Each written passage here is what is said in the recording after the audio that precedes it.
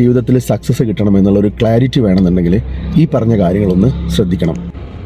അതായത് നമ്മളെ future self എങ്ങനെയാവണം എന്നുള്ളതിനെ പറ്റിയുള്ള ഏകദേശം ഒരു പിക്ചർ നമ്മളെ മനസ്സിൽ വേണം. ആ ഒരു ക്ലാരിറ്റി ഉണ്ടെങ്കിൽ പോകെ പോകെ അത് ക്ലിയർ ആവുന്ന മാത്രമല്ല, അതുമായിട്ട് ബന്ധപ്പെട്ടുള്ള കാര്യങ്ങൾ അസോസിയേറ്റ് ചെയ്ത് നമ്മുടെ ലൈഫിലേക്ക് വരുന്നത് നമുക്ക് തന്നെ കാണാൻ വേണ്ടിയിട്ട് സാധിക്കും. മാത്രമല്ല, അങ്ങനെ ഒരു വിഷൻ ഉള്ള ഒരാൾക്ക് അധികം ഡിസ്ട്രാക്ഷൻ വരാനുള്ള സാധ്യതയും കുറവാണ്. കാരണം എപ്പോഴും നമ്മൾ ലക്ഷ്യമായിട്ട് നമ്മൾ അറിയാണ്ട് വഴിയൊക്കെ തെറ്റി പോകുമ്പോഴും നമുക്ക് തിരിച്ചതിനേക്കത്ത് വരണം എന്നുള്ള ഒരു ബോധം നമ്മളെ മനസ്സിൽ ഉണ്ടാവും.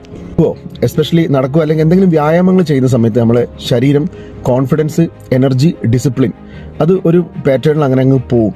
അപ്പോൾ അത് വളരെ അത്യാവശ്യമാണ്. അത് റിപ്പീറ്റ് ചെയ്യുന്നുണ്ടെങ്കിൽ അത് നമ്മൾ അറിഞ്ഞുകൊണ്ട് ചെയ്യുന്നതാണല്ലോ.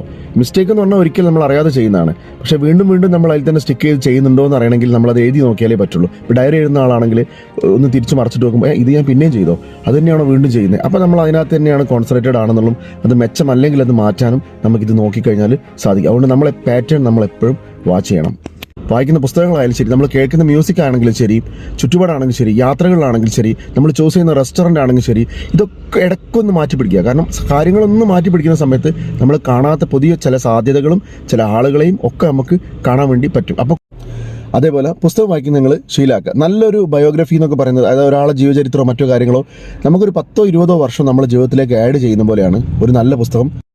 നിങ്ങൾക്ക് ഒരുപാട് ഒബ്സ്റ്റക്കിൾസ് ഉണ്ടെന്ന് വിചാരിക്കുക, അല്ലെങ്കിൽ ഒരുപാട് പ്രശ്നങ്ങൾ ഉണ്ട് പരിഹരിക്കാനുണ്ടെങ്കിൽ അതിൻ്റെ ഒരു ലിസ്റ്റ് ഉണ്ടാക്കുക. കാരണം ആ ലിസ്റ്റ് കാണുന്നതോട് കൂടിയിട്ട് നമ്മൾ ലേസിനെസ് നിന്ന് മാറിയിട്ട് അത് ചെയ്യാൻ വേണ്ടിയിട്ടുള്ള അടുത്ത സ്റ്റെപ്പിലേക്ക് ഓട്ടോമാറ്റിക്കലി നമ്മളെ മനസ്സ് കിടക്കും എന്നാണ് പറയുന്നത്.